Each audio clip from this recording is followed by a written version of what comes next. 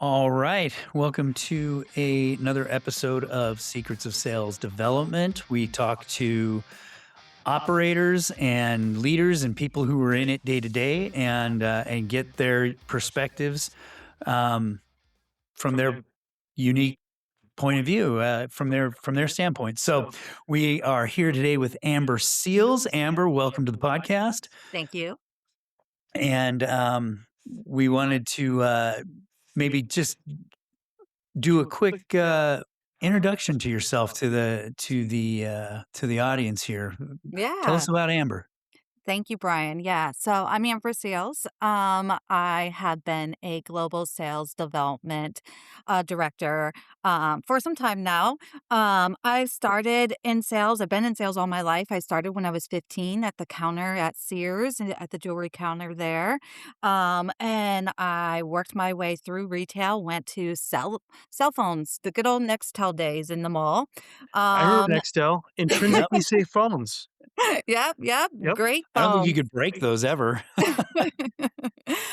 yep. Worked my way to admissions, doing admission sale with Everest University. Then from there, went to inside sales, where that's really where I fell in love with the inside sales motion at Ideal Image. That was 100% commission, commissioned position, Mhm. where I was able to make over six figures, and I fell in love with phone sales and the understanding of what it takes to be successful. While I was working at Ideal Image, I got my master's in organizational leadership. And the reason why I did that is because one of the things I realized is not only do I love sales, but I love helping people develop to become the best person that they can. And I wanted to lead them to help them hit their goals. And then from Ideal Image, I got into my first tech job. I went to a company called Highwinds, which was content delivery network, doing B2B sales. Um, that was completely different type of sales than B2C, and understanding, how to prospect and who to call and how to get in touch with people was a different realm that I Yeah. wasn't used to. Loved that company. I then from there tried to go into the AE world. Realized real quick that was not me. I did not like going in the field. I did not like going door to door to companies and everything. That's completely different than the inside sales. So then I actually went back to Ideal Image for a while. And from there, I became a leader, helped them through the whole COVID motion, having to redefine playbooks, having to figure out how are we going to sell this product through the phones. This is crazy. Um, and then from there, got back into tech sales, this time cybersecurity. And then my lease realm, I was at a company doing Kubernetes management. So dealing with global teams, and it's been a lot of fun, a lot of challenges, a lot of things changing throughout the world, dealing with AI, dealing with different phone systems, different CRM systems, dealing with laws and regulations that you didn't have to worry about 10 years ago. So it's been fun, but I absolutely love it. Amber, one thing I've been seeing a lot, and since I got into the sales development Mhm. role and working in it, is it's like I don't know, it's like every 3 weeks, someone's declaring that one aspect of sales development is dead. Yeah. Mhm. Um, email's dead, cold calling's dead, social selling's dead, chat's dead, dead's dead. Who knows? The Grateful Dead. Like, who, what are you seeing? Two questions. What are you seeing that is what are you seeing that maybe is dead and we should just like move on? But Mhm. also maybe what are you seeing that in this world that is been declared quote dead that we should like no, it's alive and well, it's happy, it's healthy, it's living upstate, and we just need to go visit it. Honestly, I don't believe anything is dead. I just think that people are doing old tactics that don't work anymore. So you have to figure out, okay, if the email is not landing, why is an email not landing? I read something like 50% of emails aren't delivered. And it's because of, the people we're sending it to are having stricter guidelines of what they're allowing to come in. So you're not only dealing with that, then you're also dealing with, I myself as a director receive 20 to 50 emails a day from salespeople trying to No. sell to me. Yeah. So how do you be that different person? Definitely don't ask quick question. I hate that subject line. Quick Hope all question. is well. Quick question. Yeah. Oh, yeah, yeah. Those are things you definitely don't do. So, email's not dead. It does work, but is it landing the same that it used to? No. So, the conversion rate is definitely way down. LinkedIn messaging. Yes, LinkedIn messaging is great, and that's another source of outreach, but then you have companies like HeyReach and Dripify that help those cadences go through. But then you have to worry about, are you going in LinkedIn jail? Because you're messaging to people, you're spamming too many people. And then again, you're dealing with directors that are receiving 10 to 20 messages on LinkedIn as well. So how do you get through that? I So I I it's a I lot. love the term pitch slapped. Is like, Yeah, you see someone's big time. like, "Hey, wanna look at my stuff? By the way, my name's Steve." Hmm. Like, yeah, and getting through that noise, so Yeah. And All then over. lastly, phone calls. I hate hearing cold calling is dead, especially since I love being on the phone. But no, cold calling is not dead. Yes, you have to deal with it coming up on spam. You have to deal with iOS updates that send everyone directly to your voicemail and stuff. But here's the thing that I get annoyed with salespeople trying to do cold calls. They don't leave voice messages anymore. Or if they do, it's just it's a template voice message and it has nothing relevant to me. So if you want me to call you back, leave me a voice message that's going to prompt me to call you back. Don't just say, hey, this is Amber, give me a call back, because I'm not going to call you back. Yeah, it's a topic we hear and talk about a lot in sales in general and just out there. It's out there in the LinkedIn verse and everywhere is just cutting through the noise. How do you cut through the noise? Everybody has access to these channels. Everybody's emailing, everybody's using LinkedIn, everybody's calling because no, those channels aren't dead. But how do you slice through the noise and Mhm. then add to it trepidation around AI and AI doing all of these jobs. And am I talking, is this a robot reaching out to me and I'm just part of some automated outreach? And so yeah, you get some trepidation from the part of the buyer, the person receiving the call.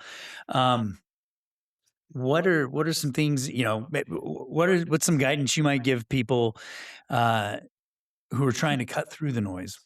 Yeah. I mean, AI is great. I love AI. I love being able, because I used to sit there and have to spend a while doing research on a company and making mhm. sure this is the relevant buyer and stuff. So using AI to let me know, like, hey, what tools are they using? Who might be part of that buying committee? Great.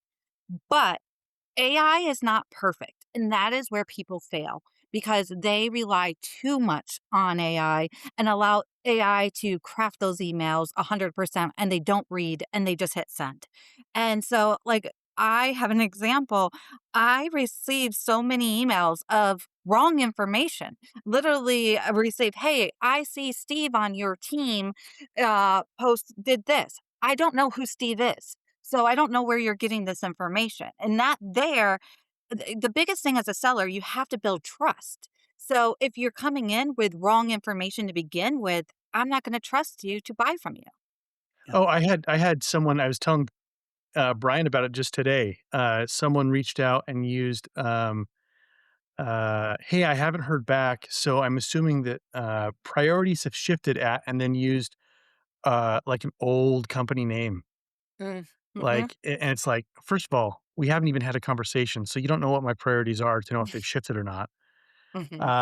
And it's, I have to tell you our favorite use of AI between Brian and I when it comes to those emails, we call it Uno reverse. And so we will take that prompt, put it in, take their email, put it into AI, and we have this Uno reverse skill built out where it will take what they said and craft a response Mhm. and that is a Uno reverse pitch back to them. And what's great is we don't even have to think about it. It just Uno reverses it and we move on. Yeah. Um, but it's best use of AI, think, including what we do with our company. Like it makes us laugh every single time.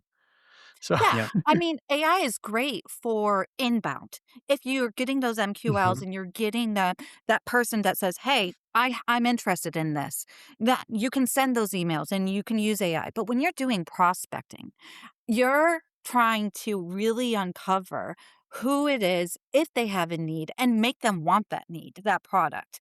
So if you're only relying on AI, like, and not using that human thought, like, you're going to fail. And that's why I think a lot of people say cold calling's dead, emailing's dead, LinkedIn is yeah, dead. It's because MQLs are dead. I hear it all. Mhm.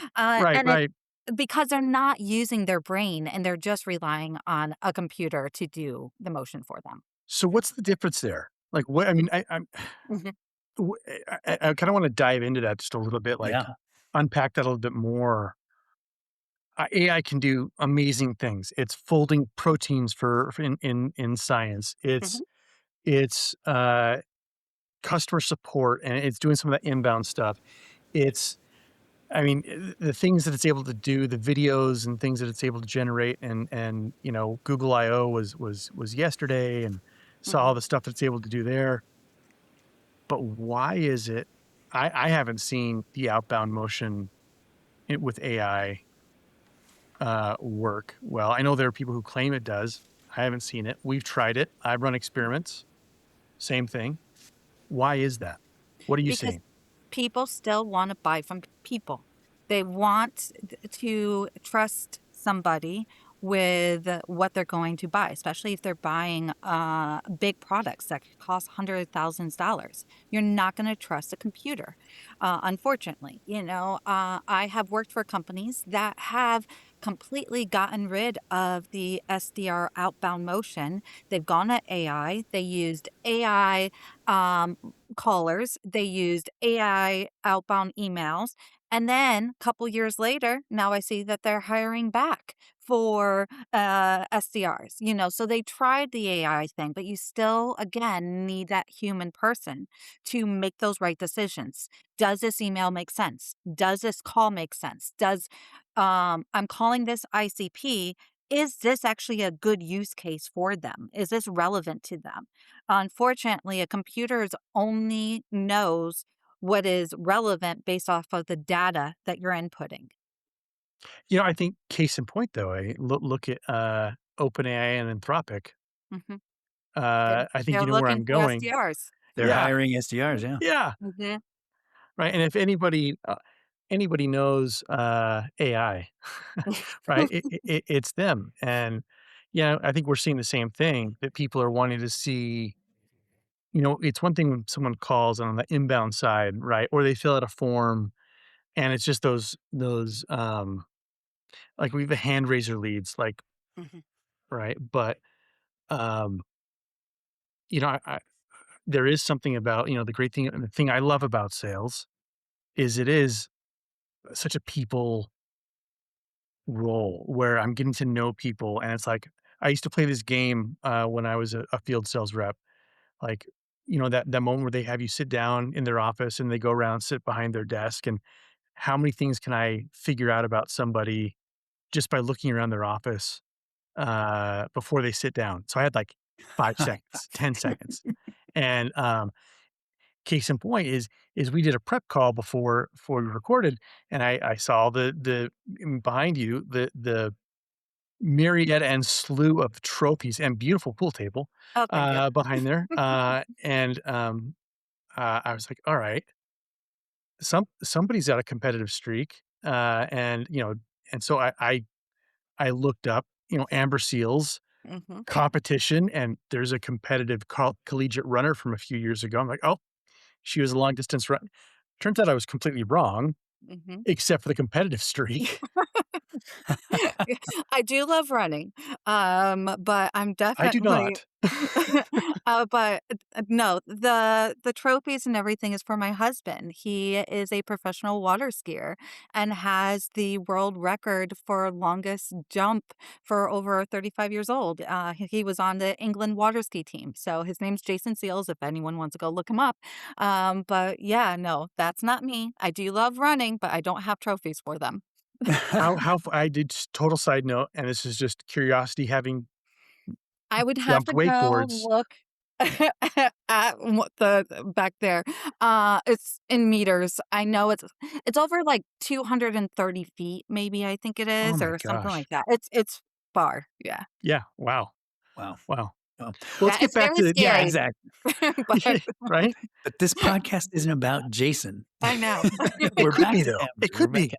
Actually, I had a so something, but talking about competitive streaks, and you've had this arc of, um, this arc you've gone through in your career of starting at age 15 at the counter at Sears, and moving up into leadership roles in sales and sales development organizations. Mhm, And today you've co-found, or excuse me, you founded, excuse me, mhm, your organization, Vorabound, vorabound.com for those who want to go check it out.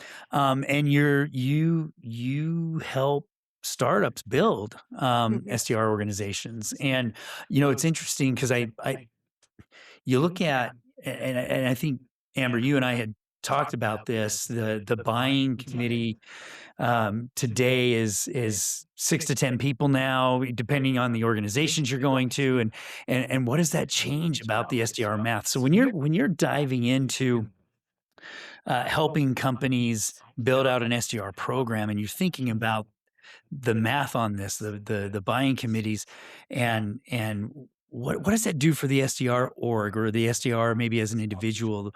What's the I mhm. mean, what is most of the industry maybe still getting wrong about it that you're trying to help these startups do?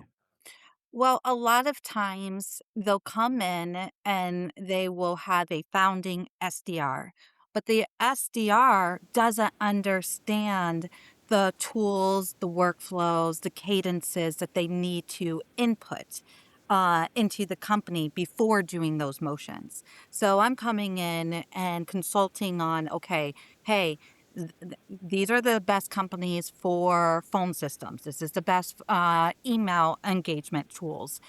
This is, typically before you could do a quick 10-day cadence. Now they're saying it's a 45-day cadence for outreach, and just teaching them statistics of where the industry is going. I think too many people think, oh, it's just cold calling, just pick up the phone. No, there's a lot of math and science behind it, and understanding of the difference between reaching out to SMB market compared to, are we reaching out to an enterprise market? So you have to teach, the SDR how to actually do that outreach.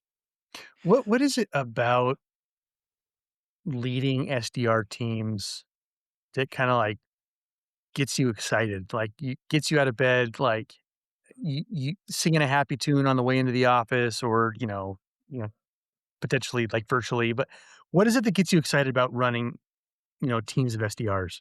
I love watching them succeed in life.